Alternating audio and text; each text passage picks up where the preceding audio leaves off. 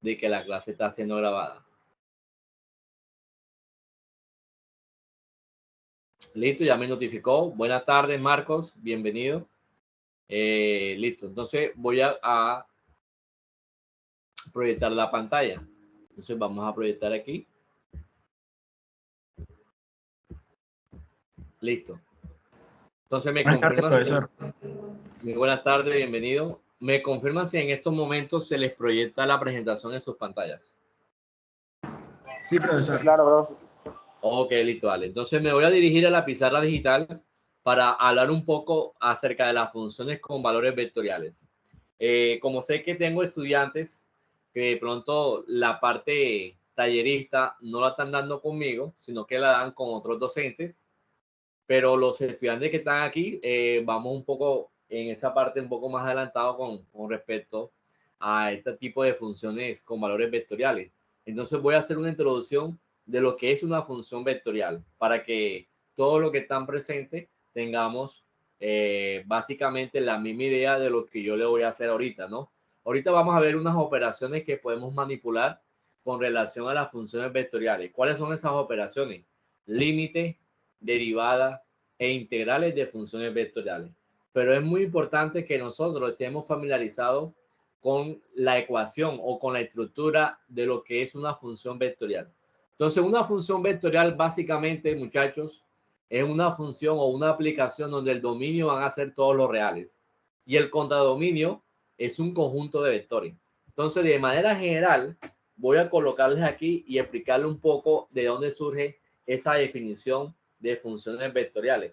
Esto es lo que es una función vectorial, muchachos.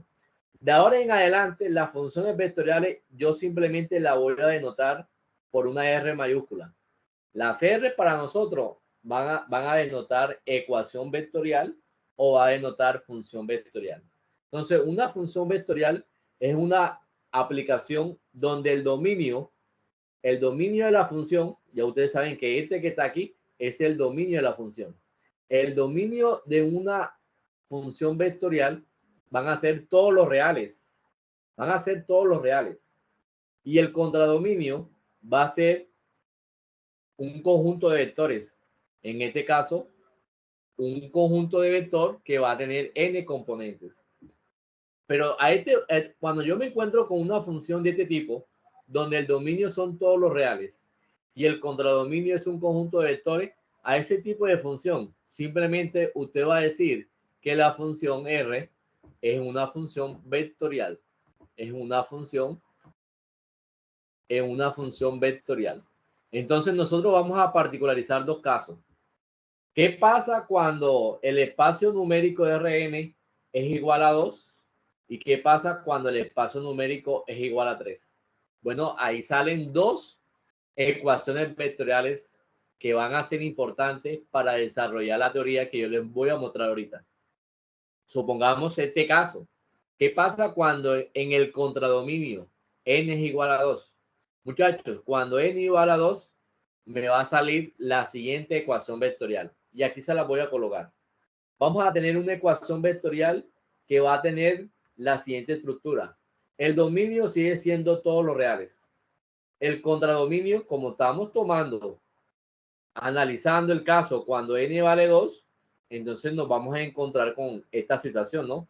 Que el contradominio simplemente va a ser R a la 2. ¿Y quién es R a la 2? R a la 2 es una función o una aplicación que va a tener dos componentes. Entonces, miren lo que va a pasar en una función vectorial en R2. Yo tomo aquí un parámetro T. Ese parámetro T, cuando usted lo evalúa en R, ese parámetro T, cuando usted lo evalúa en R, recordemos que R para nosotros va a ser de ahora en adelante la función o la ecuación vectorial. Cuando yo cojo el R y lo evalúo en T, mire lo que me va a generar. Eso me va a generar un vector función. ¿Y qué es un vector función en R2? Un vector función va a ser esto, muchachos. Va a ser f de t en I más g de t en J. Esto que está aquí es una función vectorial que está en R2. Miren cómo es la estructura de una función vectorial en R2. Miren que esto que está aquí sería lo que nosotros vamos a llamar función vectorial en R2. ¿Qué características tienen las componentes de una función vectorial? las características que tiene una función vectorial es que cada una de las componentes van a ser funciones reales. Esta función que ustedes ven aquí en la primera componente es una función real. Esta segunda componente, g de t, es una función real. Cuando yo digo que es una función real, me estoy refiriendo a que las componentes puede ser cualquier función real que usted conoce de cálculo 1 y de cálculo 2. Por ejemplo, puede ser una función lineal, puede ser una función cuadrática, una función cúbica. Nos podemos encontrar con funciones exponenciales o logarítmicas. ¿Y por qué no? Me puedo encontrar con funciones trigonométricas. Cuando yo digo que las componentes son reales, son funciones reales, estamos refiriendo a que sus componentes van a ser cualquier función real que usted conoce por su curso de cálculo 1 y cálculo 2. Eso es muy importante, lo tengamos presente. También debemos tener presente que no solamente es la única estructura. Recordemos que si nosotros utilizamos la teoría de los vectores que nosotros desarrollamos en las semanas anteriores, una ecuación vectorial, yo también la puedo reescribir así. Y aquí se la voy a poner. Una ecuación vectorial, usted la puede escribir de esta forma: f de t de i más g de t en j. Y por qué no, usted también la podría reescribir así, componente a componente, f de t, g de t. Usted también la podría escribir así. Las dos formas son equivalentes. Son las dos estructuras que uno denota las funciones vectoriales en R2. Aquí estoy explicando lo que es una función vectorial en R2. Pero yo también puedo hablar, muchachos, de una función vectorial donde el contradominio sería el espacio tridimensional. Sería R a la 3. ¿Cómo sería una función vectorial en R3? Bueno, una función vectorial en R3 va a tener la siguiente estructura. Se la coloco en la siguiente hoja. Una función vectorial en R3, el dominio siempre va a ser fijo, van a ser todos los reales. Va a ser el conjunto de los números reales. Como vamos a analizar el contradominio cuando n vale 3, entonces aquí vamos a poner R a la 3. Entonces yo tomo un parámetro t en el dominio de la función y ese parámetro t, cuando yo lo evalúo en la ecuación o en la función vectorial, ¿qué me va a generar? Me va a generar un vector función y ese vector función va a ser una función de 3 componentes porque estamos en R3. El contradominio termina en R3. Entonces la ecuación vectorial va a tener la siguiente estructura. Va a ser f de t en i más g de t en j más h de t en k. Esto es lo que nosotros conocemos como una ecuación o función vectorial en R3. Entonces, si usted se da cuenta, esas componentes que usted ven allí, esta es una función real. La segunda componente también es una función real. La tercera componente también es una función real. ¿Sí? Entonces, si usted analiza todo lo que hemos visto hasta el momento en las clases anteriores, en algún momento nosotros estudiábamos cosas como esta, ¿no? Un vector A cuyas componentes son A sub 1, A sub 2 y A sub 3. Entonces nosotros decíamos que esto que está aquí pertenece a R3 porque tiene 3 componentes. Pero ¿qué características tienen esas componentes de los vectores que nosotros analizábamos? Nosotros en algún momento habíamos dicho que las componentes de un vector eran escalares, ¿no? A sub 1 es un número real. A sub 2 es un número real. Y A sub 3 es un número real. Pero miren lo diferente de lo que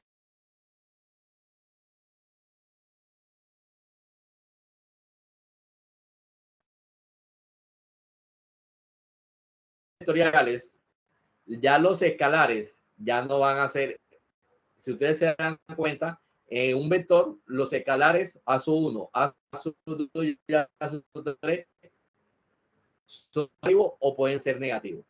Pero en una función vectorial o en una ecuación vectorial, ya no vamos a hablar de números reales, sino que vamos a hablar de funciones reales. ¿Sí? Vamos a hablar de funciones reales. Ahí puede ser cualquier tipo de función de la que usted conoce en cálculo 1 o cálculo 2. Eso es muy importante que lo tengamos presente. ¿Qué vamos a hacer para este tipo de expresiones, muchachos, a este tipo de expresiones le vamos a aplicar unas operaciones. Le vamos a aplicar cómo se calcula un límite. Cómo se calcula el límite de una función vectorial. Le vamos a añadir cómo nosotros podemos derivar una función vectorial. Y por eso le vamos a agregar cómo podemos resolver una integral de una función vectorial. Esas son las tres operaciones que yo voy a definir en la jornada de hoy. Hay una cuarta operación que tiene que ver con el dominio, pero me imagino que algunos, ya todos, esa parte del dominio de una función vectorial, ustedes, eso me imagino que ya lo dieron con el docente tallerista. Yo me voy a con límites, derivada e integral. Si algún estudiante que no está conmigo no ha dado la parte de dominio, que seguramente se lo ha dado, compartí un enlace en la semana anterior donde yo explico por si quiere complementar un poco cómo se calcula el dominio de una función vectorial. Pero eso al final, si me queda el espacio, lo tocamos. Pero yo le voy a dar límite, derivada e integrales, que es donde se concentra la mayor parte, digamos, lo más importante de las funciones vectoriales. Entonces, aquí termina la parte introductoria y vamos a estudiar la siguiente operación. ¿En qué consiste el límite de una función vectorial? Miren que ahí se los coloco. Si RT es una función vectorial definida, miren cómo está definida esa función vectorial. Es una función que tiene tres componentes. O sea que esa función vectorial que ustedes ven ahí es una función que está definida en R3. Miren que es una función vectorial que está definida en R3. ¿Por qué? Porque yo lo mencioné ahorita, ¿no? Si ustedes se dan cuenta, tengo una función vectorial donde el dominio son todos los reales. El contradominio sería un conjunto de vectores que va a tener tres componentes. En el dominio le voy a asignar un parámetro t. Y ese parámetro t, cuando yo lo evalúo en R de t, ¿qué me va a generar? Me va a generar, voy a poner aquí asterisco. ¿Y quién es asterisco? Asterisco es esta parte de acá. F de t de i más G de t de j más H de t de k. Muchachos, cuando de ahora en adelante, cuando yo les dé una ecuación, vamos a aplicar el límite. ¿Y de qué manera vamos a aplicar el límite? Miren cómo vamos a hacer ese límite. Si yo quiero saber cuál es el límite de una ecuación vectorial, lo único que usted va a hacer es esto, muchachos. Miren, aquí se lo coloco. Si esta es una ecuación vectorial y usted quiere saber cuál es el límite de la ecuación vectorial, entonces usted debe aplicar el límite en cada una de las componentes. Usted debe aplicar el límite a la primera componente, usted debe aplicar el límite a la segunda componente y debe aplicar el límite en la tercera componente, siempre y cuando la función sea una ecuación vectorial definida en R3. Porque si la ecuación vectorial se encuentra definida en R2, ya usted sabe que la componente K no existe. ¿Sí? Porque estamos hablando de una ecuación vectorial en R2. Y si estamos en R2, entonces ahí nada más viven dos componentes, en la dirección Y y en la dirección J. O sea que la componente K no la tenemos en cuenta. Pero aquí como la función es una función o ecuación en R3, entonces va a tener tres componentes. Entonces miren cómo, cuando este límite de una función vectorial va a tener sentido. El límite de una ecuación vectorial va a tener sentido siempre y cuando el límite de cada una de sus componentes exista. Si el límite de su componente existe, yo puedo hablar sin ningún problema del límite de la función vectorial. Teniendo en cuenta esto que yo acabo de explicar aquí, vamos a pasar a la parte operativa. Vamos a ver cómo podemos manipular nosotros el límite de una función vectorial. Entonces voy a borrar esta parte de aquí. Ahí en la definición está clarito cómo debemos aplicar. Ahí se los coloco, ¿no? Ahí está bien explicadito.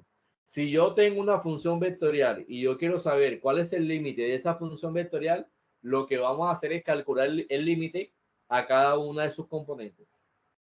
Pero eso va a tener sentido siempre y cuando el límite de esa componente exista. Si el límite de esa componente existe, yo puedo hablar en propiedad de que el límite de la función vectorial va a existir y va a ser tanto. Va a valer cuánto. Eso es lo que vamos a hacer. ¿Cuáles son los ejercicios que podemos manipular nosotros aquí? Bueno, como yo les dije ahorita, las componentes de una función vectorial son funciones reales. Puede ser cualquier tipo de función. Por ejemplo, miren estos ejercicios que podemos manipular con relación a la parte del límite.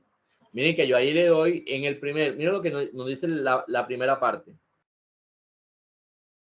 Determine el límite cuando t tiende a 0. Vamos a calcular el límite cuando t tiende a 0 de r de t. Ya usted sabe que r de t es la función vectorial. ¿Cómo se calcula el límite de la ecuación vectorial?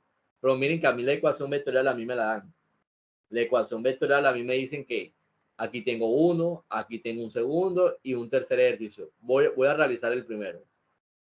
Vamos a ver cuál sería el límite de esa función vectorial. Y luego me voy a concentrar en uno que es más interesante. Sería esta parte de aquí, el tercero. Miren que tengo funciones vectoriales donde las componentes son funciones reales. Si usted se da cuenta, esta es una función racional. La componente i.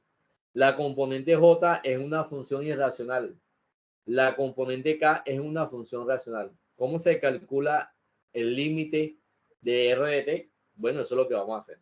Entonces, voy a llevar a la pizarra nuestro primer ejercicio y lo vamos a reescribir de la siguiente manera.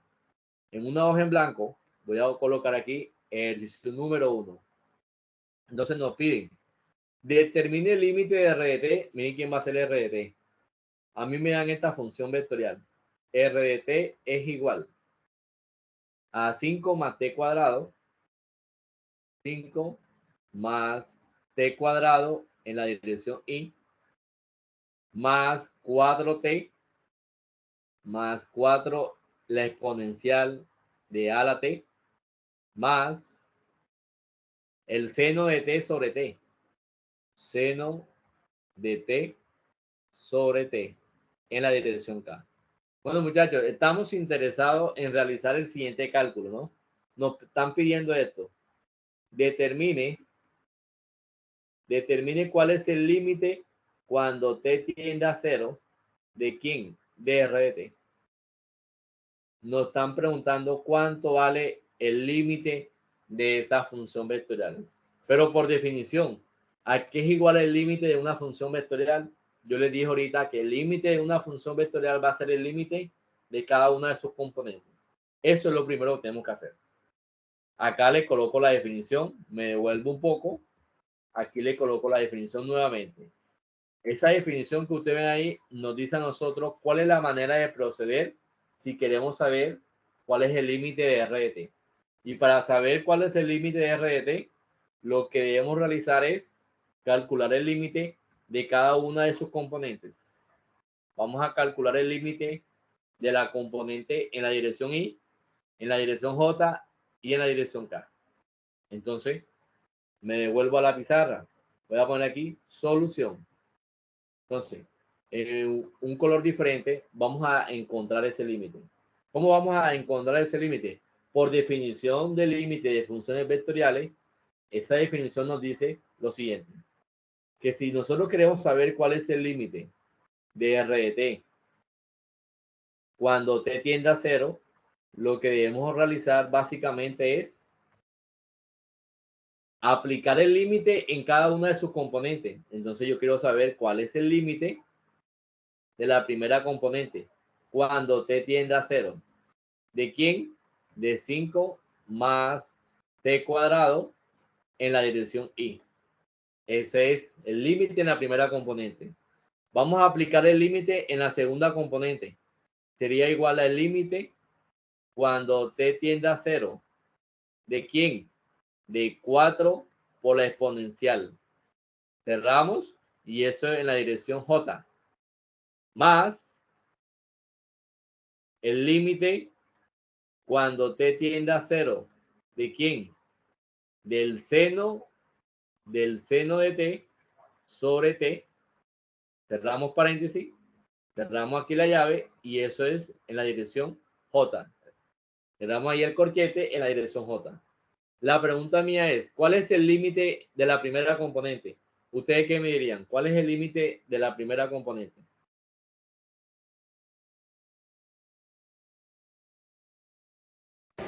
Todos los números reales. El límite de la primera componente, no, falso. Miren, Cinco. el límite de una suma es la suma de sus límites. Si yo aplico el límite a cada uno de los términos que están asociados a esa suma, eso me dice que el límite de una constante es la misma constante. Entonces el límite de 5 cuando t tiende a 0 es igual a 5. El límite de t cuadrado cuando t tiende a 0 es 0. Entonces la primera componente, yo puedo decir fácilmente que eso es igual a 5 en la primera componente. Entonces me va a quedar así, ¿no? Límite cuando t tiende a 0 de r de t. Miren quién va a ser el límite de r de t. El límite de la ecuación vectorial va a ser, cuando usted desarrolla este límite que acaba de chulear ahí, eso es lo mismo de tener 5, ¿no? Entonces aquí me va a quedar 5i. Más, ¿cuál es el límite de la segunda componente?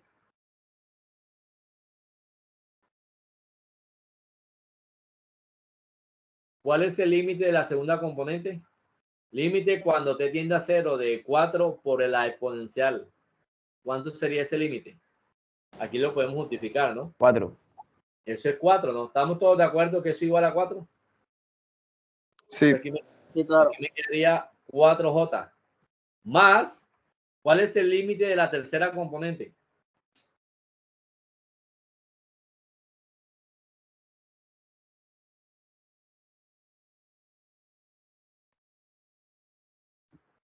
Vamos a hacerle una hoja aparte. En una hojita aparte, estoy interesado en saber cuánto vale este límite. Límite cuando t tiende a 0 del seno de t sobre t. Bueno, muchachos, si usted se da cuenta, el límite cuando t tiende a 0, donde vaya t, usted coloca el 0. Entonces aquí tengo esto, ¿no? Seno de 0 sobre qué? Sobre 0. Pero ¿cuánto es el seno de 0? Seno de 0 es igual a 0. Y tengo 0 abajo. ¿Eso cómo se le llama en cálculo 1? Eso es una indeterminación, muchachos. Eso es una indeterminación. Ahora viene la siguiente pregunta. En cálculo 1, cuando a mí me da un límite indeterminado, ¿qué es lo que nosotros debemos realizar para poder destruir esa indeterminación? ¿Qué era lo que nosotros hacíamos? La regla de la cadena. Bueno, la regla de la cadena, en este caso, eso es una propiedad de la derivada, ¿no? Estamos resolviendo el límite. Ahí, derivada, con la parte de regla de la cadena, ahí no aplica. Pero si tiene Factorización. bueno, recordemos que cuando me quedaba un límite indeterminado, usted podría recurrir a los procesos algebraicos. ¿Cuáles son esos procesos algebraicos? Lo que acaba de decir el compañero, factorización. Pero si usted se da cuenta, yo ahí no puedo factorizar nada. O sea que ese camino lo descartamos. Pero hay tres maneras de destruir la indeterminación. Ya sea por factorización, pero ahí ese camino no lo vamos a utilizar porque no hay nada que factorizar. O sea que ahí lo descartamos. La otra, aplicar conjugada, también la descartamos porque no tengo raíces de binomios ahí. Entonces eso que está ahí lo descartamos. Me queda una tercera opción y está relacionado con la derivada. Pero el compañero mencionó regla de la cadena. No es regla de la cadena, pero es una propiedad que está relacionada con la derivada. ¿Quién la recuerda? ¿Se acuerdan? La regla de L'Hopital. ¿Quién me dice L'Hopital? Que cuando usted tiene un límite indeterminado, usted lo puede destruir si usted deriva el numerador y si usted deriva el denominador. Eso es lo que me dice L'Hopital. Y seguramente que cuando usted deriva tanto arriba como abajo, usted puede destruir la forma indeterminada sin ningún problema. Entonces, si nosotros aplicamos lo que nos dice L'Hopital, cálculo 1, entonces yo podría hacer esto, ¿no? Eso quiere decir que el límite, voy a poner aquí la propiedad para que todos la recuerden. Lo voy a poner aquí de color rojo. La propiedad me dice esto, que si usted tiene un límite, cuando t tiende a A de una fracción, vamos a poner aquí, f de t sobre g de t, y esto que está aquí me resulta 0 sobre 0, entonces usted podría realizar esto, muchachos. Usted puede hacer esto, el límite cuando t tiende a, entonces coge el numerador y lo deriva. Y coge el denominador y lo deriva. Y cuando usted evalúa el límite, ya seguramente esto va a ser diferente a 0 sobre 0. Entonces aquí ya la indeterminación se ha destruido. Entonces, si nosotros aplicamos, esto es una definición que uno trabaja ya en cálculo 1. Entonces, si nosotros lo aplicamos aquí, ¿cómo me quedaría? Me quedaría así, muchachos, miren. El límite cuando t tiende a 0 del seno de t sobre t, como eso me da 0 sobre 0, ya usted sabe que eso me da 0 sobre 0, entonces voy a aplicar L'Hopital. Pero L'Hopital me dice que esto va a ser igual al límite cuando t tiende a 0 ¿de quién? De la derivada del numerador sobre la derivada del denominador. Pero esto que está aquí, en realidad, ¿qué va a ser? Va a ser igual al límite cuando t tiende a 0 ¿de quién? ¿Cuál es la derivada del seno? ¿Cuál es la derivada del seno? Coseno, bro. Coseno de t sobre la derivada de t. ¿Cuál es la derivada de t? ¿Cuál es la derivada de t? 1. Perfecto, la derivada de t es exactamente igual a 1. No sé, mira lo que me queda. Esto que está aquí sería el límite cuando t tiende a 0. ¿De quién? De coseno de t sobre 1. Pero coseno de t sobre 1 es lo mismo que tener coseno de t. Cuando yo evalúo el límite, entonces aquí me va a quedar coseno de t. Pero como t tiende a 0, sería coseno de 0. ¿Y el coseno de 0 cuánto vale, muchachos? 1. 1. Entonces, la última componente vale 1. Entonces, me devuelvo al ejercicio anterior. Eso quiere decir que el límite cuando t tiende a 0, cuando yo destruyo esa indeterminación, eso va a ser igual a 1 por k. Y 1 por k es igual a k. Entonces, aquí me quedaría simplemente 5i más 4j más k, que es lo mismo que tener 5, 4,1. Entonces, eso lo que me va a generar siempre en una función vectorial es un vector de 2 o de 3 componentes. En mi caso, como es una ecuación vectorial en R3, me va a generar un vector de 3 componentes. ¿Estamos de acuerdo ahí, muchachos? ¿Se puede devolver a la diapositiva un momento? A la diapositiva, esta parte. No, perdón, la La hoja anterior. Sí. Ok, ahí está. De igual manera, yo les voy a compartir el PDF que genera la pizarra para que lo tengan ahí como material de apoyo. Listo, profe.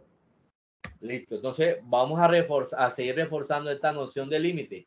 Vamos a hacer un ejercicio adicional y es un ejercicio tipo parcial donde usted va a poner en práctica lo que yo acabo de mostrarle. Miren este. Aquí se lo señalo. Me dan una ecuación vectorial de 3 componentes en la dirección IJK. Miren que en la primera dirección tengo t cuadrado menos t sobre t menos 1, más la raíz cuadrada de t más 8 en la dirección j, más el seno de pi t sobre el logaritmo natural de t en la dirección k. Vamos a realizar este ejercicio. Vamos a realizar este para manipular esta definición de límites de funciones vectoriales, porque yo quiero hacer énfasis ahorita cuando estemos estudiando integrales de funciones vectoriales, que cuando lleguemos ahí todos estemos sintonizados con algunos resultados que ya son dados en cálculo 1 y cálculo 2. Entonces, ahorita cuando estemos tocando la derivada, es muy importante que nosotros sepamos las propiedades de la derivada. Ahorita cuando estemos estudiando integrales de funciones vectoriales, es muy importante que sepamos identificar cuáles son los métodos o las técnicas de integración que existen, que ya ustedes las conocen, ¿no? Integración por parte, integración por sustitución trigonométrica, integrales por sustitución directa, todas esas técnicas de integración que uno ya ha manipulado en el semestre anterior, ¿no? Básicamente. Entonces voy a coger el ejercicio y lo voy a llevar a la pizarra digital. Vamos a poner aquí una hoja en blanco. Ejercicio número 2.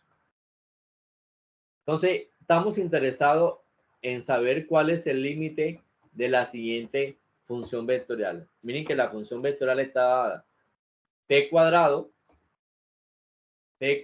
menos t sobre t menos 1.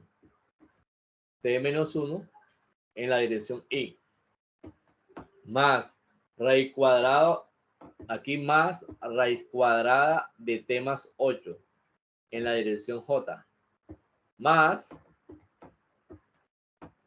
seno de pi t, vamos a poner aquí seno de pi por t sobre logaritmo natural de t.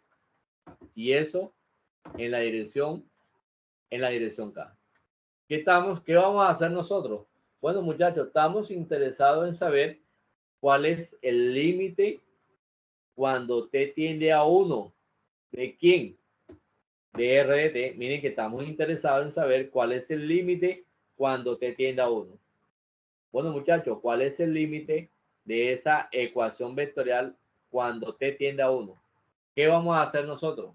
Bueno, si queremos saber cuál es el límite de r de t, lo que tenemos que hacer es aplicar el límite en cada una de estos componentes. Entonces, ¿cuál sería el límite de la primera componente?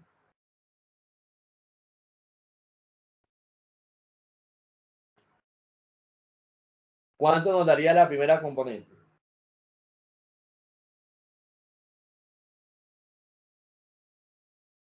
¿Qué creen ustedes? ¿Qué es lo que debemos hacer allí? No quedaría una indeterminación, profe. Perfecto, eso es lo que está ahí. Al final lo que nos va a generar es una indeterminación. Bueno, si nos genera una indeterminación, sabemos por cálculo 1 que cuando yo tengo una indeterminación hay que destruirla. Bueno, muchachos, vamos a destruir esa indeterminación. Si nosotros la destruimos, ¿qué nos generaría eso?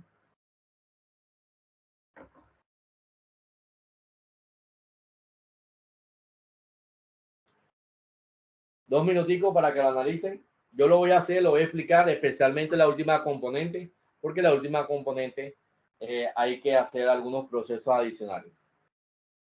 Dos minuticos, piensen cómo me quedaría la segunda componente, ahí no hay nada que hacer. La segunda componente es directo, ahí no hay nada que manipular. Pero la primera y la tercera sí hay que tener mucho cuidado.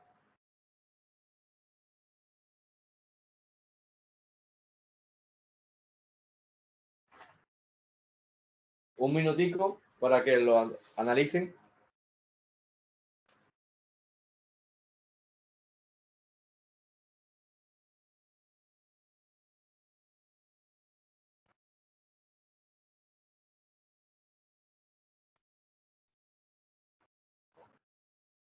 ¿Cuánto les dio? Bueno, miren, vamos a hacerlo. Vamos a poner aquí solución. Vamos a poner aquí solución. Bueno, entonces, si nosotros queremos saber cuál es el límite de r de t, entonces lo que yo tengo que hacer es esto, ¿no? Límite cuando t tiende a 1. ¿De quién? De r de t.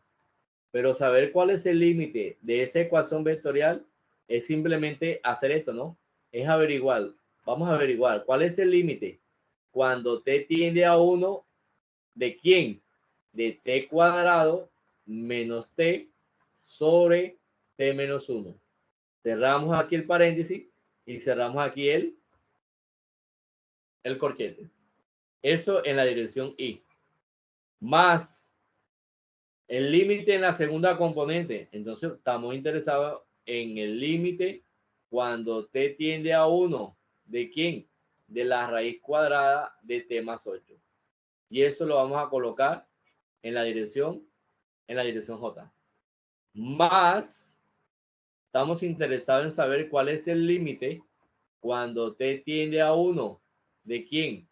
Del seno de pi por t sobre logaritmo natural de t.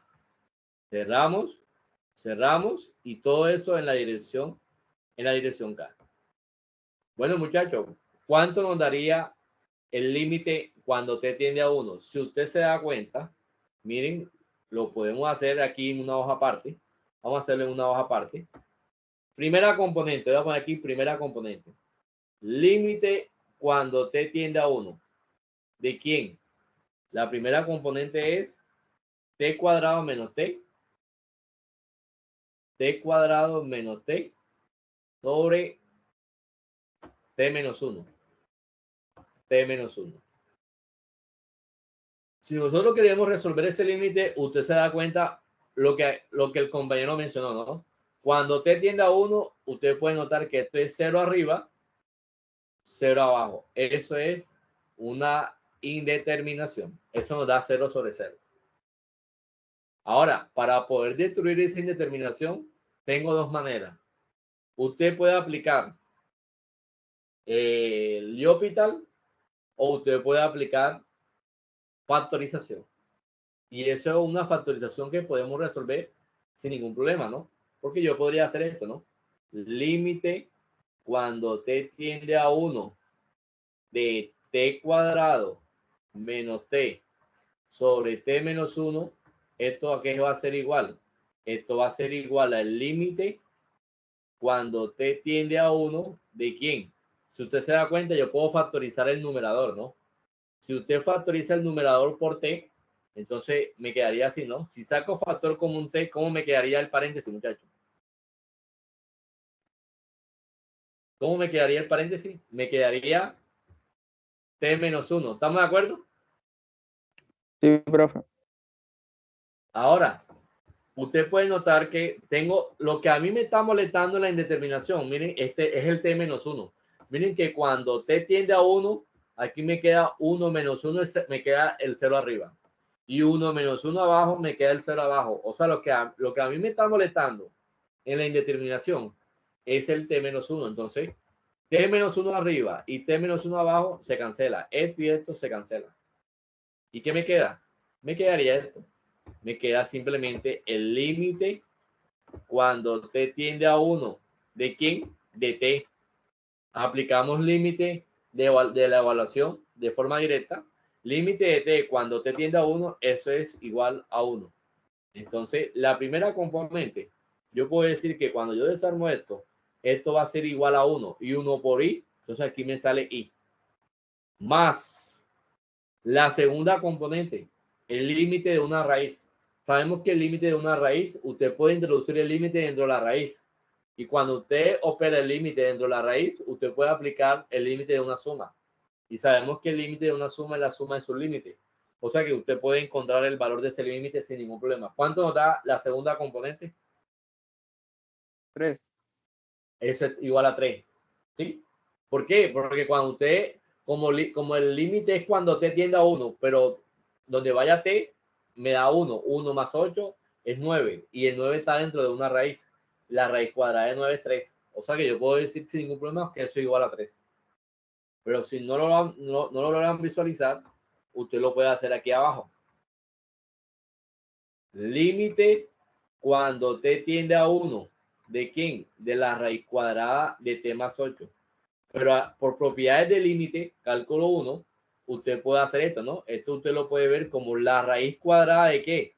Del límite cuando t tiende a 1. ¿De qué? De t más 8. Y eso usted lo puede hacer por las propiedades del límite de cálculo 1. Y usted sabe también que el límite de una suma es la suma de su límite. O sea que ese límite usted lo puede separar o lo puede partir. Si usted lo parte, esto que está aquí sería el límite, la raíz cuadrada de ¿qué? Del límite de t, cuando t tiende a 1, usted sabe que es 1. Más el límite de 8, cuando t tiende a 1, es lo que está aplicando ahí es el límite de una constante. Y sabemos que el límite de una constante es la misma constante. En mi caso va a ser 8. O sea que me queda raíz cuadrada de ¿qué? De 9. La raíz cuadrada de 9 es exactamente igual a 3. Entonces usted viene acá y coloca simplemente que eso va a ser igual a 3. Pero como tengo J, entonces aquí va a ser 3J. Más, y aquí viene la parte más interesante. Vamos a buscar cuánto equivale la tercera componente. ¿Quién me dice cuánto da la tercera componente? ¿Será que la tercera componente me da indeterminado? En el caso que me resulte indeterminado, ¿cómo podemos destruir esa indeterminación? ¿Quién me dice?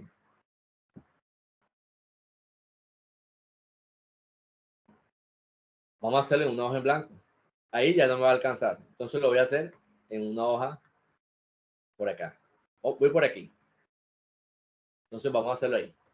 Tercera componente. Estamos interesados en saber cuál es el límite cuando t tiende a 1 de quién, del seno de pi por t sobre logaritmo natural de t. Estamos interesados en saber esto. Muchachos, cuando t reemplaza, cuando t tiende a 1, mire lo que nos genera esto. Esto me va a generar seno de pi por 1 sobre el logaritmo natural de 1. Pero pi por 1 es igual a pi. Entonces aquí me queda el seno de pi sobre el logaritmo natural de 1, que lo voy a dejar así tal cual. Pero ¿cuánto es el seno de pi? El seno de pi es igual a 0. Y el seno y el logaritmo natural de 1. Sabemos que el logaritmo natural de 1 es 0. Esto que está aquí es una indeterminación. Muchachos, tenemos que eliminar esa indeterminación. Factorización no me sirve. No hay nada que factorizar. Conjugada no me sirve porque no tengo binomios entre raíces. Lo único que me queda es aplicar L'Hopital. Vamos a aplicar L'Hopital. ¿Qué dice L'Hopital con respecto a este tipo de situación? Bueno, L'Hopital nos dice lo siguiente, ¿no? Que el límite cuando t tiende a 1 del seno de pi por t sobre logaritmo natural de t, si esto que está aquí es igual a 0 sobre 0, entonces yo podría aplicar esto, ¿no? Límite cuando t tiende a 1. Entonces vamos a derivar numerador y denominador. Si usted deriva el numerador, entonces yo tengo que buscar esto, ¿no?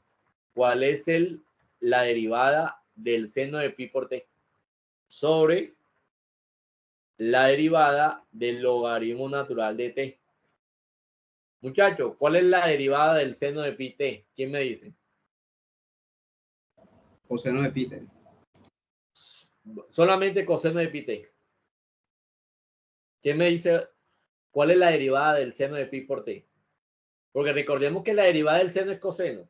Listo, pero eso es la derivada cuando la función no es continua. Pero si la función es continua, si yo tengo que, en este caso, tengo un argumento que es pi t, entonces no puedo decir simplemente que es coseno de pi t. Y ahora se lo voy a justificar. ¿Por qué? Entonces, si no lo recuerdan, se lo voy a recordar aquí para que lo tengan presente. En cálculo 1 sabemos lo siguiente. Miren lo que va a pasar aquí. En cálculo 1 seguramente ustedes aplicaron esta definición, ¿no? El seno de x. Bueno, en cálculo 1 sabemos que el seno de x simplemente es coseno de x. Y listo. Es más, si yo utilizo la notación que estoy utilizando actualmente, vamos a poner aquí seno de t. ¿Cuál es la derivada del seno de t?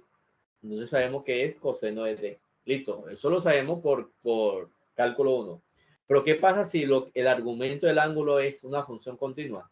Por ejemplo, si yo tengo esto, el seno de u. Entonces, aquí el seno de u ya no va a decir que es coseno de u simplemente. Recordemos que esto es igual al coseno de u por la derivada interna. Aquí aplicamos regla de la cadena. Entonces, esto es la que yo tengo que aplicar. Ahora, si usted se da cuenta, vamos a localizar cuál es la derivada del seno de pi t. Aquí la voy a hacer, aquí abajito. ¿Cuál es la derivada del seno de pi por t? Bueno, lo que yo tengo que hacer es una sustitución, ¿no? Miren que si yo llamo u igual a pi por t, entonces, ¿cómo me quedaría esa derivada ahora? Me quedaría así, ¿no? El seno de pi por t, pero miren que pi por t lo llamé u. Entonces aquí me queda el seno de u. El seno de u. ¿Cuál es la derivada del seno de u? Entonces ya yo puedo aplicar esto que está aquí. Por definición, la derivada del seno de u es, usted viene y coloca acá, esto es igual al coseno de u por la derivada interna. Muchachos, pero ¿quién es u? Miren que yo llamé u pi t. Entonces usted viene acá y coloca coseno de pi por t por la derivada de u. Es decir, pero como ya usted sabe que u es pi por t, entonces usted va a colocar aquí la derivada de qué? De pi t. Porque u es pi t, pi por t. ¿Y cuál es la derivada de pi por t, muchachos? ¿Quién me dice cuál es la derivada de pi por t? Como estamos derivando con respecto a t, entonces ¿cuál es la derivada de pi por t? Bueno, esto aquí me quedaría coseno de pi por t por la derivada de pi por t. Pero miren que la derivada de pi por t sería pi. Entonces al final, ¿qué me queda? Me queda que la derivada del seno de pi por t va a ser igual a esto, muchachos. Va a ser pi veces coseno de pi por t. Que fue algo que dice el compañero, ¿no? El compañero simplemente mencionó coseno de pi por t, pero ahí le faltaba algo. La derivada del seno de pi por t es pi veces coseno de pi por t. Entonces usted viene acá y lo reemplaza. Esto que está aquí es igual al límite cuando t tiende a 1 de la derivada del numerador. Pero miren cuánto nos dio la derivada del numerador. Nos dio pi veces coseno de pi por t. Y eso está dividiendo a qué, muchachos, eso está dividiendo a la derivada del logaritmo natural de t. ¿Cuál es la derivada del logaritmo de t, muchachos?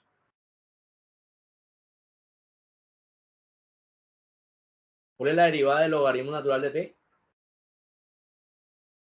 La derivada del logaritmo es 1 sobre t. Entonces, muchachos, usted viene acá y coloca 1 sobre t. Si usted se da cuenta, tengo el límite de una fracción. En cálculo 1 sabemos que cuando yo tengo una fracción de este tipo, ¿qué podemos hacer ahí? El límite de una fracción es el límite del numerador sobre el límite del denominador. Entonces, lo que yo voy a hacer aquí es algo como esto. Y aquí se lo voy a justificar. Esto que está aquí sería igual a el límite del numerador. Pero ¿quién es el numerador? Sería pi veces coseno de pi por t. Sobre, vamos a escribirlo bien, sobre el límite del denominador. Pero miren que el límite del denominador sería el límite cuando t tiende a 1 de quién? De 1 sobre t. Muchachos, ¿cuánto me da el numerador? ¿Cuánto me da el numerador? Cuando usted reemplaza el valor de t, miren que t tiende a 1, entonces ¿cómo me va a quedar aquí? Me va a quedar pi coseno de pi por t, pero como t vale 1, 1 por pi sería pi.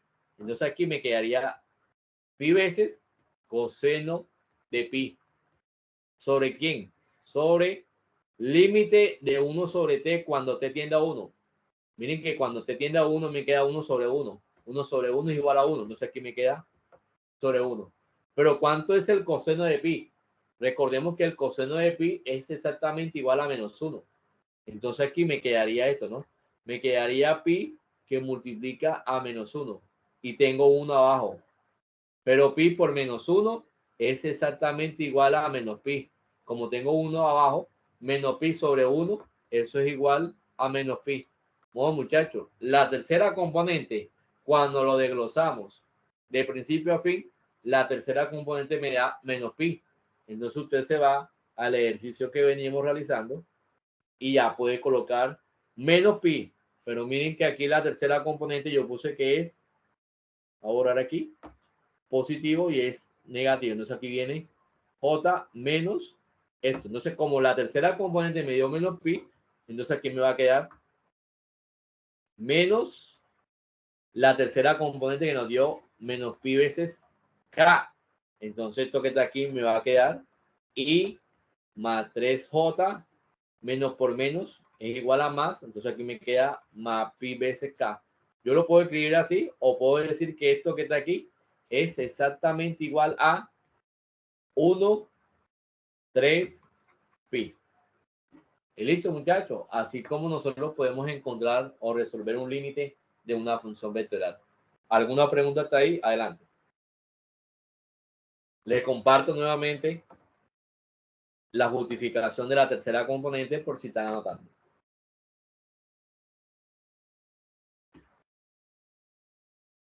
¿Alguna pregunta, alguna inquietud con estos procesos que están ahí? ¿Me comentan, por favor? Profe, en las operaciones trigonométricas, es función continua directamente si hay algún número que acompaña siempre al Exacto, así es, exacto. Es lo que conocemos como cuando yo tengo una función trigonométrica donde el argumento es una función continua, entonces hay que aplicar a la cadena. Va a ser la derivada por la derivada interna. Es como siempre que tengamos algo como esto. Por ejemplo, si yo tengo coseno de t, entonces ya sabemos que la derivada de eso es menos seno de t. Pero si yo tengo esto, miren que es diferente. Coseno de 2t. Si yo quiero saber cuál es la derivada de esto, entonces ya no puedo decir que esto es menos seno de 2t. Eso sí no lo puedo decir. Menos seno de 2t. ¿Sí? Ya no lo puedo hacer igual. Entonces ahí me toca hacer una sustitución. Entonces usted viene y hace esto, ¿no? Usted llama u igual a 2t. Entonces usted le quedaría coseno de 2t. Pero 2t es igual a u. Entonces usted va a hacer coseno de u. ¿Cuál es la derivada del coseno de u? La derivada del coseno de u en nuestro caso sería menos el seno de u por la derivada interna. Entonces aquí me quedaría menos seno de u. ¿Pero quién es u? U es 2t por la derivada interna. ¿Pero quién es la derivada interna? La derivada de 2t. ¿Y cuál es la derivada de 2t con respecto a t? La derivada de 2t con respecto a t sería 2. Entonces, esto que está aquí sería menos 2 senos de 2t. Miren que esto que está aquí no es lo mismo que cuando yo aplico esto acá directamente. Entonces hay que hacer un cambio de variable, ¿sí? Eso lo hacemos cuando yo tenga ahí cualquier función. Y si yo tengo una variable x, t, usted puede aplicar la que usted conoce. Pero si esa variable tiene un coeficiente o tiene una suma de términos, entonces usted tiene que aplicar eso. Y eso es válido cuando yo tengo algo como esto. Seno de 2t al cuadrado más 3. ¿Cuál es la derivada de eso? La derivada de esto no es coseno de 2t a la 2 más 3. ¿Sí? No podemos decir que es eso. Entonces, ahí lo que hay que hacer es un cambio de variable y aplicar la derivada de la función trigonométrica cuando el argumento del ángulo es continuo. ¿Estamos de acuerdo? No sé si pude responder la pregunta del compañero. ¿Sí? Eso es, yo de igual manera, bueno, ahorita si tengo el espacio aquí, yo les comparto esa tablita de las derivadas de funciones trigonométricas cuando la función es continua, ¿sí? Yo se lo puedo, para que la tenga ahí a la mano, ¿no? Bueno, muchachos, así como yo puedo hablar de límites de funciones continuas, nosotros también podemos hablar de derivadas de funciones continuas. Por ejemplo, miren esta definición. Miren qué consiste la derivada de una función vectorial. Si usted tiene una función vectorial, entonces la derivada de una función vectorial, miren cómo lo vamos a definir. Si usted se da cuenta, esto que está aquí es un límite. Y ese límite que ustedes ven allí es un límite de la misma manera como usted definía la derivada en cálculo 1. En cálculo 1, ¿cómo nos enseñaron a nosotros la definición de derivada? La definición de derivada es esta, muchachos, aquí se las comparto. F' de x es igual al límite cuando delta de x, vamos a verlo aquí, cuando delta de x tiende a 0.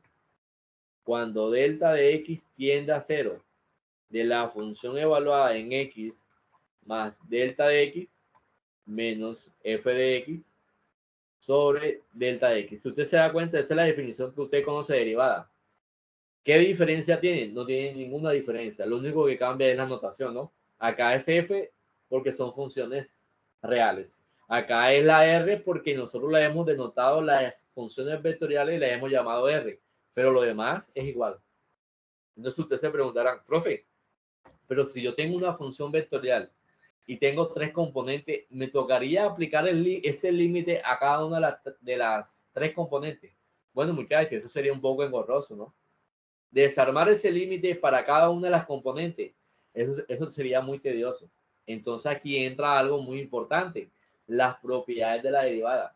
Si el estudiante identifica cuáles son las propiedades de la derivada, en qué consiste la derivada de una suma, la derivada de una resta, la derivada de un producto, la derivada de un cociente, la regla de la cadena o la derivada de cualquier función, entonces usted eso lo puede hacer de forma directa. Y el teorema que les voy a mostrar ahora es consecuencia de esas mismas propiedades que usted conoce de cálculo 1.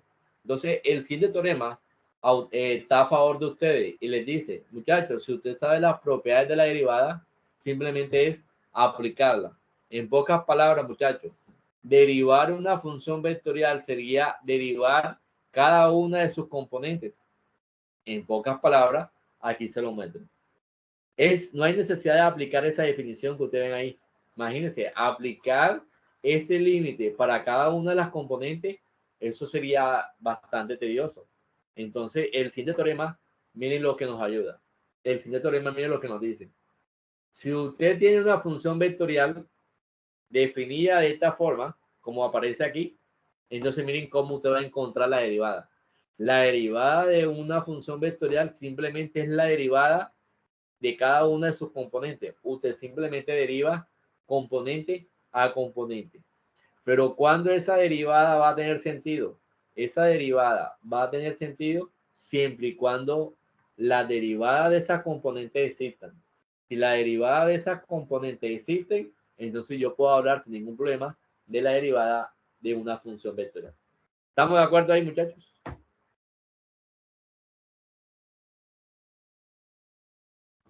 Sí, profe. Por ejemplo, vamos a escribir una hoja en blanco. Si yo digo esto, vamos a poner aquí como tercer ejercicio. Si yo le coloco este ejercicio, si yo tengo una función vectorial definida de la siguiente manera, logaritmo natural de t en la dirección y, más, si yo les digo 1 sobre t cuadrado en la dirección j, y por acá les digo menos 3 sobre t en la dirección k. Muchachos, ¿cuál sería la derivada de eso? Y además les digo esto, encontrar R',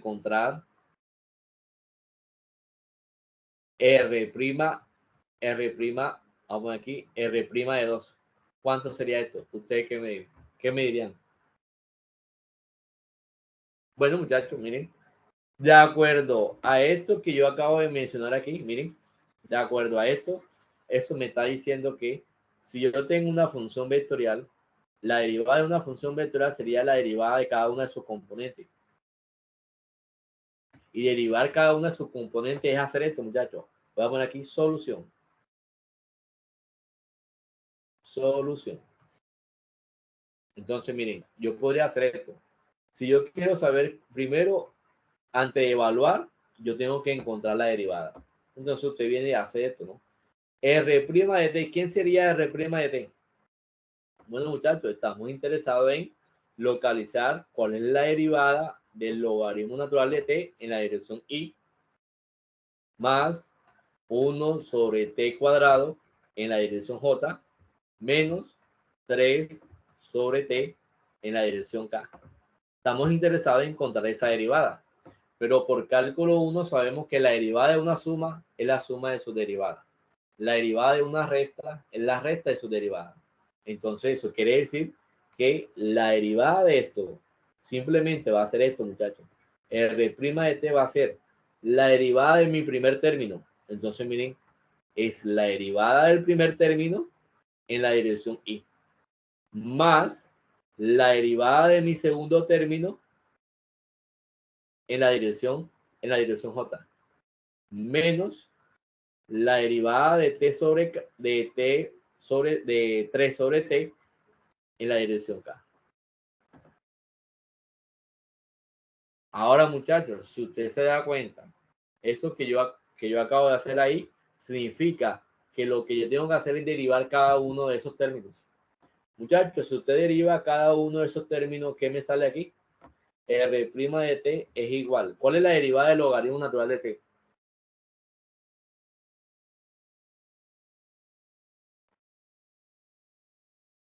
¿Cuál es la derivada del logaritmo natural de t? ¿Quién me dice? 1 sobre t. 1 sobre t. 1 sobre t. 1 sobre t en la dirección y, más, ¿cuál es la derivada de la segunda componente?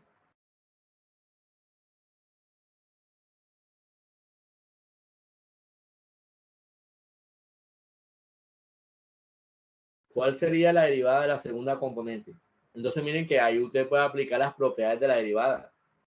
Usted puede aplicar derivada de una potencia, usted puede aplicar como es una fracción, usted podría aplicar sin ningún problema la derivada de un cociente. También es válido. Entonces cualquiera de las dos propiedades, ¿sí? Sería t cuadrado por menos 2t. Vamos a averiguarlo. En una hoja en blanco, voy a hacerlo aquí. Entonces, esto que está aquí, yo lo puedo hacer de dos maneras diferentes. Entonces, si lo hago de la manera tradicional, estaría aplicando la derivada de un cociente. Pero, ¿qué me dice la derivada de un cociente? Muchachos, miren que la derivada de un cociente nos dice lo siguiente. Que esto va a ser denominador sin derivar por la derivada del numerador. ¿Sí o no? Menos el numerador sin derivar por la derivada de ¿quién? Del denominador. ¿Sí o no? Y eso que está aquí está dividiendo a, eso que está aquí está dividiendo a t cuadrado elevado a la 2. Eso es lo que me dice la derivada de un cociente. Ahora, si usted se da cuenta, la prima aparece en el 1, pero por cálculo 1 sabemos que la derivada de una constante es 0. O sea que esto que está aquí se anula, esto que está aquí es 0. Entonces aquí me queda la derivada de t cuadrado. Pero la derivada de t cuadrado sería igual a 2t. Entonces usted viene acá y aquí me quedaría menos 2t sobre ¿qué? Sobre t a la 4. Cancelamos las t. Entonces aquí tengo una t arriba, la cancelamos y cancelo una acá. Entonces abajo me quedaría nada más 3. Entonces aquí me quedaría menos 2 sobre t a la 3. ¿Eso qué quiere decir? Eso quiere decir que la derivada de 1 sobre t a la 2 es exactamente igual a menos 2 sobre t a la 3. Esa sería la derivada, aplicando la derivada de un cociente. ¿Estamos todos de acuerdo con este cálculo que acabamos de justificar allí? ¿Sí? Sí, profe. Ahora, yo lo hice aplicando la derivada de un cociente, pero un estudiante también puede hacer esto. Miren, un estudiante me puede decir, profe, si yo no quiero aplicar la derivada de un cociente, ustedes saben que hay muchas maneras de afrontar un ejercicio. Como ya tenemos dos cursos, un curso de cálculo 1 y un curso de cálculo 2, nosotros podemos utilizar muchas cosas. Y podemos utilizar muchas cosas a favor de nosotros. Entonces un estudiante podría hacer esto, ¿no? Profe, en matemáticas básicas, yo podría hacer esto. Si yo quiero saber cuál es la derivada de esto, entonces en matemática básica hay una propiedad que me dice lo siguiente, que si yo tengo esta condición, 1 sobre a la n, yo la puedo reescribir como a elevado a la menos n. Entonces, si usted se da cuenta, es lo mismo que esto. Si yo tengo 1 sobre t a la 2, entonces yo podría encontrar la derivada de t a la menos 2. Y si usted deriva eso, es la derivada de una potencia. Y la derivada de una potencia que me dice, esto va a ser menos 2 veces t elevado a la menos 3. Ahora estoy aquí, aplique esta propiedad en sentido contrario, de derecha a izquierda. Entonces esto que está aquí me quedaría menos 2 por 1 sobre t a la 3. Y esto que está aquí, ¿quién es? Menos 2 sobre t a la 3. Y esto que está aquí es lo mismo que está acá. Y no aplicamos derivada de un cociente. Simplemente aplicamos propiedad de la potencia. Entonces también es válido. ¿Estamos de acuerdo ahí, muchachos?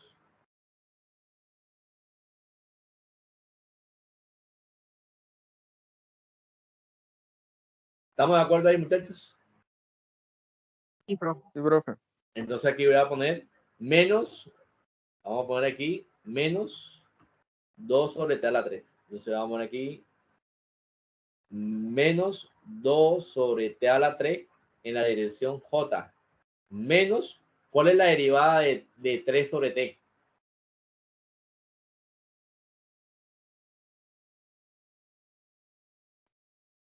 ¿Cuál sería la derivada de 3 sobre t? ¿Quién me dice?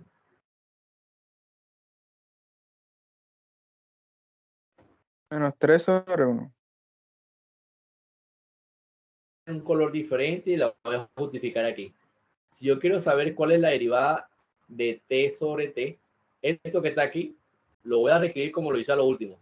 Yo lo puedo escribir como 3 veces. Aquí se sobreentiende que tengo un 1 invisible, ¿no? Entonces, si ese 1 yo lo subo, entonces aquí me quedaría así, ¿no? Miren. Si ese 1 lo ponemos por acá, entonces aquí me quedaría la derivada de t a la menos 1, ¿no? ¿Estamos de acuerdo que yo puedo hacer eso? Y si usted deriva Sí, profe. esto, eso sería menos 3 veces t a la menos 2. Y esto es lo mismo que tener, de acuerdo a lo que hice ahorita, sería menos 3 sobre t a la 2. ¿Sí o no? ¿Estamos todos de acuerdo con lo que yo acabo de justificar ahí de color verde? Sí. Sí, profe. Ahora, eso que acabo de hacer de color verde, como es negativo, y tengo un menos que está delante de él, entonces menos por menos, entonces esto que está aquí se vuelve positivo. Entonces yo puedo poner aquí 3 sobre t a la 2. Pero a mí me interesa saber cuál es la derivada, cuánto vale la derivada en el punto 2. Entonces lo que tengo que hacer es una evaluación. Entonces yo hago esto. R' evaluado en 2, donde vaya t, voy a colocar 2.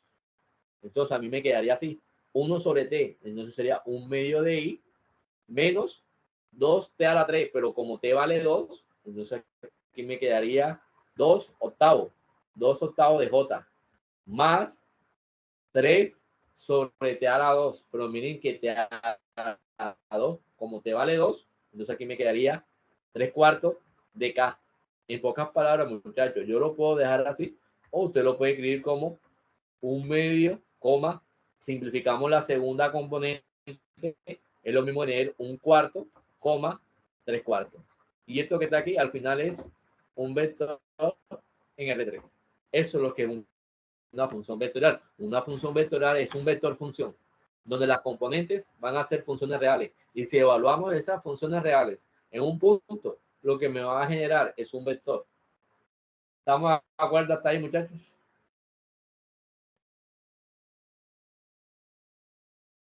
Sí, profe. Ok, entonces miren cómo nosotros podemos manipular límites de funciones vectoriales, derivadas de funciones vectoriales, y solamente me queda pendiente una operación, que es con la cual voy a finalizar la jornada de hoy. Que nosotros sepamos manipular integrales indefinidas de funciones vectoriales. Entonces, para esto, ya para finalizar, en estos últimos 18 minutos que nos quedan, voy a mencionar algo acerca de las integrales. Entonces, miren, muchachos, miren esta definición que coloco ahí. Integral de una función vectorial. Miren que siempre yo les voy a dar una función vectorial. Ahora, si nosotros queremos introducir las integrales, entonces la integral es parecida a la límite y a la derivada. Vamos a aplicar la integral en cada una de sus componentes. Eso quiere decir que si nosotros queremos averiguar en qué consiste la integral de una función vectorial, eso es integrar en cada una de sus componentes. Vamos a integrar en la primera componente, integramos en la segunda componente e integramos en la tercera componente. De esa manera, nosotros siempre podemos encontrar la integral de una función vectorial. Miren, ahí está la definición. ¿Sí? Y vamos a hacer lo que hacíamos en cálculo 2, cuando nosotros queríamos encontrar la integral indefinida o queríamos encontrar la antiderivada de una función. ¿Sí? Teniendo en cuenta esto que ustedes acaban de ver allí, nosotros simplemente necesitamos la definición, porque ya lo que es los métodos de integración, las técnicas de integración, eso todos lo conocemos, ¿no? En algún momento se estudió en un curso de cálculo 2. Para eso, vamos a manipular las siguientes cuentas. Miren que ahí podemos hacer cualquier tipo de presentación. Me pregunto lo siguiente. Por ejemplo, ejercicio número 4. Si yo le pregunto a ustedes esto, si yo tengo esta ecuación vectorial, una ecuación vectorial definida de la siguiente manera. Supongamos, t sobre 1 más t cuadrado en la dirección y. Y acá tenemos t sobre la raíz cuadrada de 1 más t a la 2 en la dirección j. Y por acá tenemos más, vamos a poner aquí 4t a la 3 en la dirección k. Entonces yo les pregunto, encontrar la integral de la ecuación vectorial. Encontrar esto. Eso que está ahí, ¿qué sería, muchachos? Teniendo en cuenta lo siguiente. Teniendo en cuenta que la ecuación vectorial que vamos a manipular es la que tenemos arriba. ¿Cuál sería la integral de eso? Si ustedes se dan cuenta, en la primera componente, ¿qué tipo de integral es?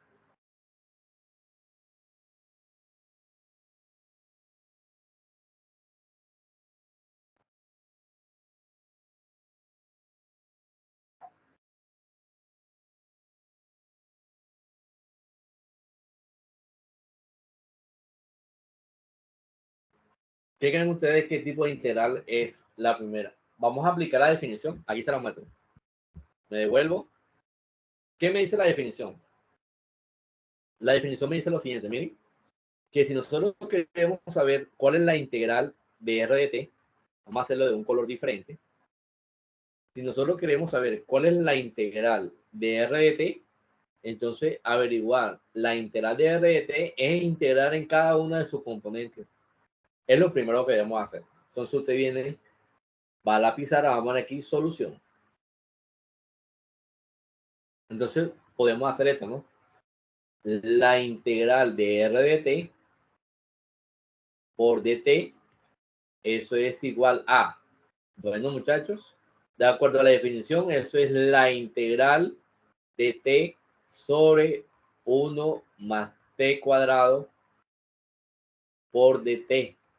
Eso es en la dirección del vector unitario y, más la integral de ¿quién? De t sobre la raíz cuadrada de 1 más t cuadrado por dt, eso en la dirección j, más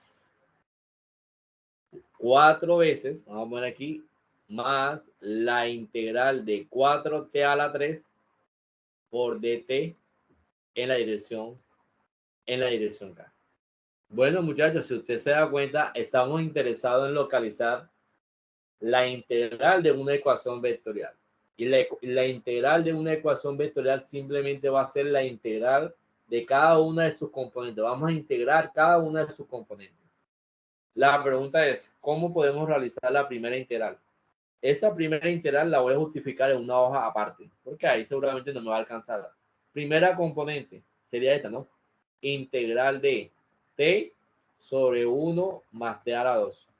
Muchachos, ¿cómo podemos resolver esa integral? ¿Qué tipo de integral es? ¿Es una integral inmediata? ¿Podemos aplicar algún artificio de integración? ¿Qué dicen ustedes? ¿Cómo podríamos manipular esa integral, como usted la ve ahí?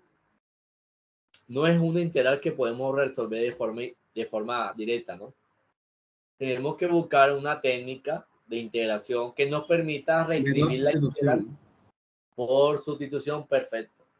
Ahí lo que vamos a hacer es aplicar la técnica de integrales por sustitución. Recordemos que la integración por sustitución nos permite a nosotros reescribir la integral de una manera más fácil, haciendo un cambio de variable.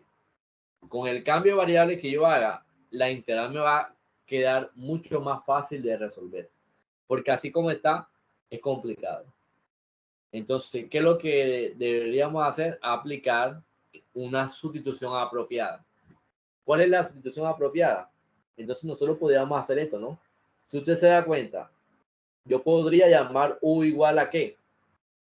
1 más t a la 2. Yo podría tomar el denominador 1 más t a la 2. Cuando yo derivo, ¿qué hacen ustedes cuando ustedes tomaba la sustitución. ¿Qué hacía después? Usted lo que hacía era derivar, ¿no? La derivada de u va a ser igual la derivada de esto con respecto a t. Pero si usted deriva lo que está a la derecha, el signo igual con respecto a t, esto va a ser 2t por dt. Pero si usted se da cuenta, en mi integral aparece t dt, que sería esto y sería esto. Pero ese 2 no aparece por ahí. Ese 2 que estamos multiplicando lo voy a pasar a dividir para que simplemente me quede t dt. Entonces yo haría esto.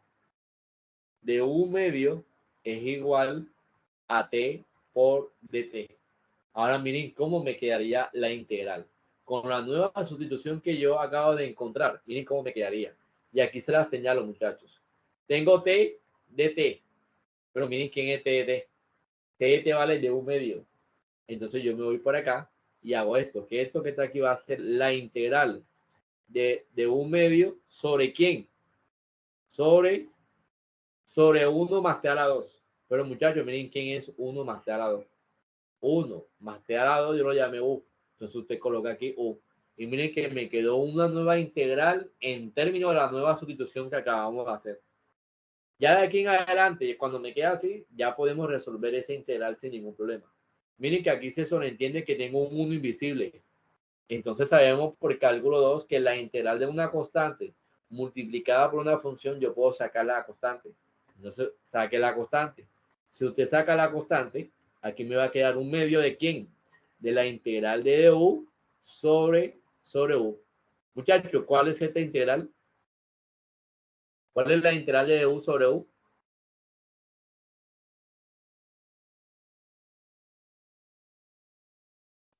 La integral de u sobre u es logaritmo natural, ¿no? Es logaritmo natural de u. Entonces aquí me quedaría esto, ¿no? Un medio del logaritmo natural de u más una constante. Mire, en cálculo 2, esa constante usted le llama constante de integración. Acá en las funciones vectoriales, esa constante es un vector constante. Se llama el vector constante de integración. ¿Sí? Entonces, ¿quién es u? Miren que u es 1 más t a la 2. Entonces, esto que está aquí me quedaría un medio del logaritmo natural de u. Pero mi u es 1 más t a la 2 más el vector constante de integración. Eso es lo que voy a colocar en la primera componente. Por lo tanto, la primera componente, esto que está aquí, me quedó un medio del logaritmo natural de u más t sub 1. Y eso es en la dirección y. Más, vamos a averiguar cuál es la segunda componente. ¿Cuál es la integral de la segunda componente? Ahí ya no me queda el espacio. O creo que sí me queda el espacio. Vamos a hacerlo aquí abajito. Segunda componente. Vamos a averiguar cuál es la integral de t sobre la raíz cuadrada de 1 más t a la 2 por dt. Eso es lo que aparece en la segunda componente. La integral de t sobre la raíz cuadrada de 1 más t a la 2. Bueno, muchachos, estamos interesados en resolver o de querer encontrar la antiderivada de esa segunda componente. ¿Cuál es la antiderivada de esa segunda componente? ¿Quién me dice?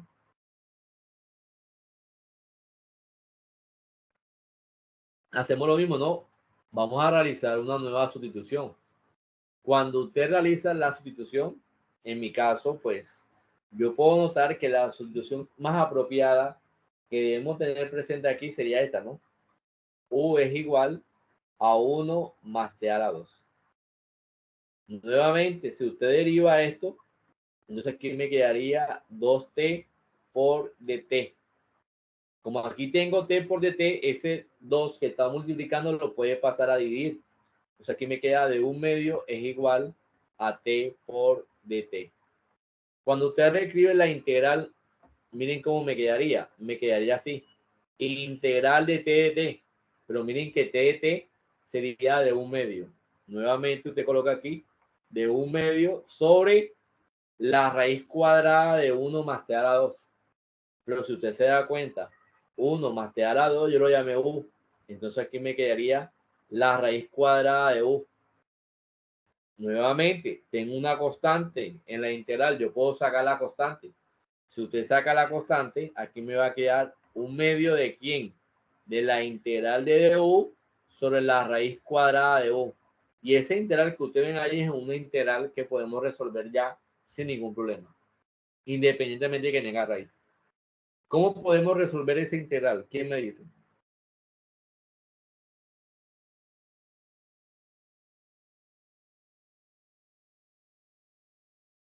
Si nosotros queremos resolver esa integral, para resolverlo simplemente lo que vamos a hacer es, esto que está aquí, yo lo podría escribir así, ¿no? Un medio de la integral de du sobre ¿quién? Recordemos que la raíz cuadrada de u, usted la puede ver como u elevado a la u medio, ¿sí o no? Ahora, ese u elevado a la u medio, usted lo puede subir al numerador. Si usted lo sube al numerador, él cambiaría de signo.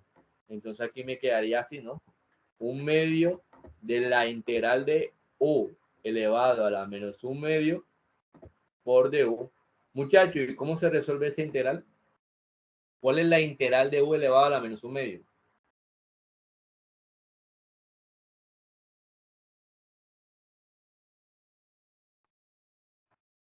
Apliquemos la integral de una potencia.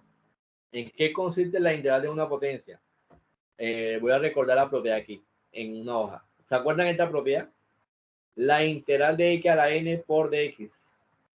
Eso es lo que conocemos como la integral de una potencia.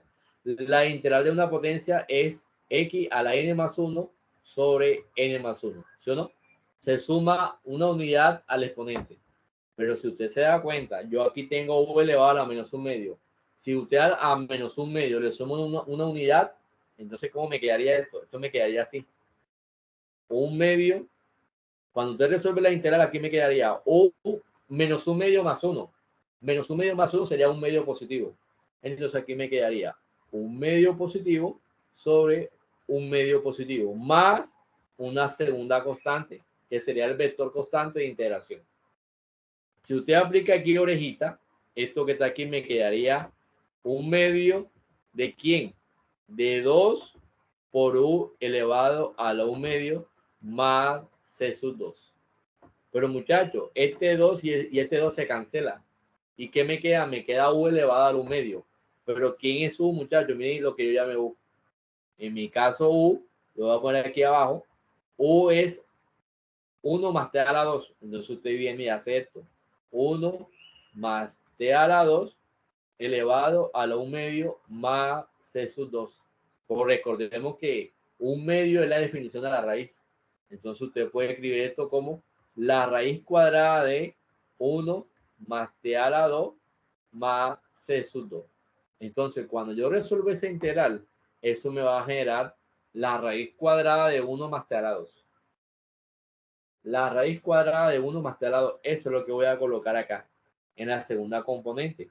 En la segunda componente colocamos 1 más t a la 2, 1 más t a la 2, más c sub 2 en la dirección J. Más me quedaría pendiente la última integral. Es una integral que podemos resolver sin ningún problema, ¿no? Si usted se da cuenta, y lo voy a hacer en este espacio que tengo aquí, la integral de 4t a la 3 por dt. Saquemos el 4 porque las propiedades de la integral me lo permiten. Yo puedo sacar la constante. Si usted saca la constante, aquí me quedaría la integral de t a la 3 por dt. Pero ¿cuál es la integral de una potencia? La integral de una potencia siempre se le suma una unidad al exponente. Entonces esto que está aquí sería 4 veces t a la 4 sobre 4 más una tercera constante que sería el vector constante de integración. Este cuadro y este cuadro se cancelan. Entonces yo puedo decir que esto que está aquí sería exactamente igual a t a la 4 más c sub 3, que sería la tercera constante de integración en la dirección del vector k. Entonces de esa manera nosotros siempre podemos encontrar la integral indefinida de una ecuación o función vectorial. Eso es lo que nosotros debemos realizar siempre. Pero es muy importante que todas esas propiedades de límites, todas esas propiedades de la derivada, todas esas propiedades de la integral, nosotros las tengamos ahí, no acordemos de ellas siempre, porque uno siempre va a estar necesitando esas propiedades, más en este curso de vectorial, que necesita mucho nociones de cálculo 1 y cálculo 2. Entonces eso es muy importante. Eso es lo que nosotros conocemos como la integral de una ecuación o de una función vectorial. No sé si tengan alguna inquietud, alguna pregunta, adelante.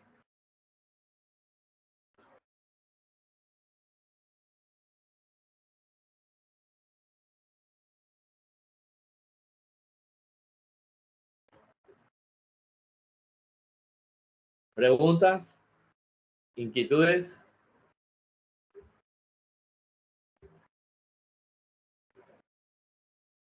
¿No hay pregunta, muchachos? Nada, profe. No, profe. Profe, claro. Ok, bueno, miren, para los estudiantes que vienen trabajando con otro docente, digamos, con otro docente tallerista, bueno, con los demás muchachos que están aquí presentes y que también están trabajando conmigo de manera presencial en otro espacio, en otro horario, nosotros pues hemos venido manipulando todo este tipo de información. Entonces, para esos estudiantes que no están conmigo la otra hora y media, pues yo les voy a subir en nuestro grupo de Team unos videos donde tocamos ejercicios de estas temáticas que hemos venido trabajando, especialmente la parte de dominio, porque seguramente que esa parte de dominio ya ustedes la tocaron con su docente tallerista, ¿sí?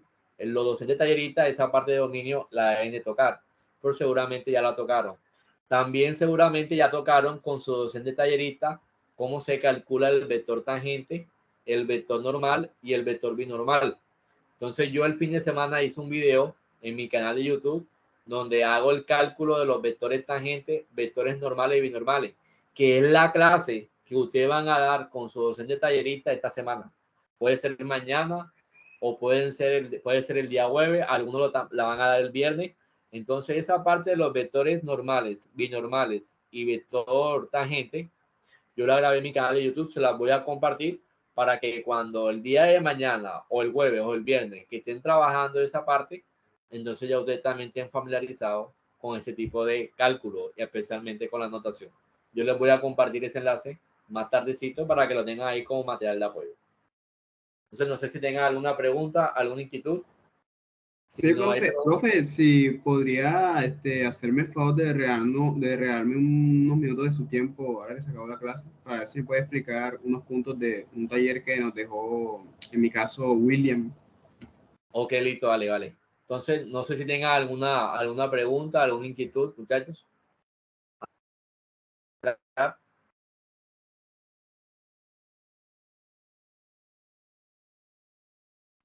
No, No hay profe, preguntas. ninguna. Bueno, listo, muchachos. Entonces, podemos No, dejar profe, no ahí. hay duda. Les agradezco a todos por la atención prestada. Y bueno, estamos en contacto. Cualquier duda, inquietud, me pueden localizar al interno de Team. Entonces, les deseo a todos una feliz tarde. Y bueno, estamos en contacto. Dios me lo bendiga. Ok, profe. Hasta luego. Igualmente, profe, que Gracias, tenga Y buena profe, tarde. que esté bien. Bye. Vale. Chao a todos. Hasta luego. Feliz tarde. Bueno, Bueno, profe, me escribas al interno, ¿oíste? Me escribas al interno. bueno, dale. Bueno, vale. Hasta luego. Listo, profe, hasta luego.